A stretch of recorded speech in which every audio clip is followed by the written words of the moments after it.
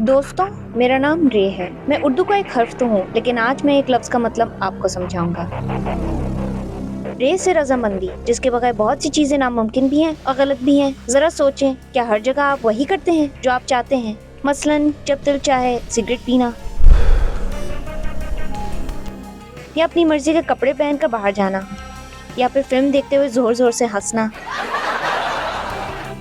लेकिन इन सारे कामों का फैसला तो आप अकेले ही करते हैं। जब किसी और की बात आती है तो उस काम में उसकी रजामंदी भी जरूरी होती है।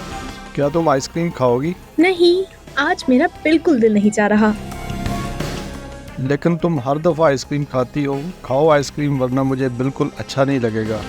लेकिन ये बात इसके बरक्स भी होती है कि अगर आप दूसरों की रजामंदी का ध्यान नहीं रखते हैं, अगर एक दफा कोई चीज अच्छी लग जाए तो इसका मतलब ये तो नहीं कि जो चीज एक दफा अच्छी लगे वो हर मर्तबा ही चाहिए।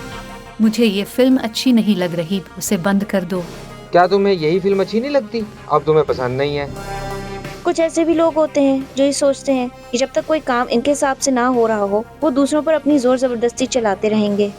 कुछ लोग तो इस बात की भी परवाह नहीं करते कि आप जागे हुए हैं या सो रहे हैं। क्या हो गया है तुम्हें? मुझे खाना क्यों खिला रहे हो? लेकिन तुम्हें बिरयानी पसंद है ना? सोते हुए तो नहीं ना? और कुछ लोग समझते हैं कि दूसरे का फर्ज बनता है कि वो हर काम उनकी ख्वाहिश के मुताबिक करें। क्या मतलब है? तुमने साथ घूमने नहीं जाना? बीवी बनकर अपना फर्ज पूरा करो।